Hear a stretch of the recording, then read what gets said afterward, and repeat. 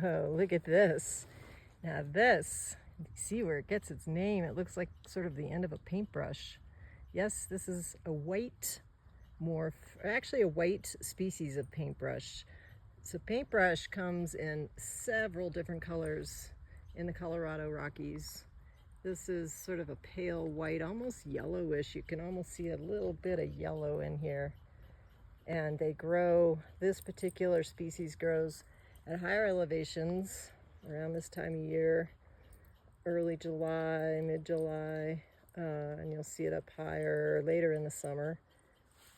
And it's just lovely. And unlike some other flowers, like we have Ipomopsis sagrigata that comes in red, salmon, and white. It's all the same species, that particular species. Color actually is one of the characteristics that is a defining characteristic for many of the paintbrush. So it's definitely one of the characteristics when you're keying these out to different species names. Really, really, really, really, really, really nice. And then we have a dogtail. So here, these are red, almost sort of reddish, a little bit of pinkish. It's not a dark, dark red. It's probably definitely red. Indian paintbrush, Castilleja is the genus.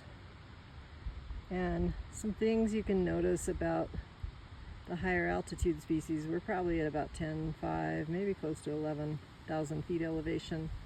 There's a lot of fuzz on the stems and the leaves and the bracts.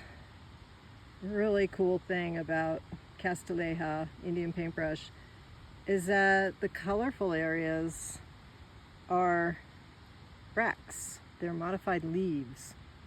And this thing popping up right there is actually the flower. So the flower is pretty inconspicuous. If a hummingbird came along, it would put its beak. You can see the little stigma. Let me get a pine cone so I can, that's not a pine needle I meant. Here's a pine needle. I'll show you. So that's there. The white part of that thing sticking up is the female part. It's the stigma of the flower. See if I can get it in focus. It's really tiny. There's one in the distance. You can see this one. And that's where the pollen would sit if a hummingbird came in and had pollen on its head from another Castilleja. Here comes some hikers. Anyhow, another species up here at this high elevation.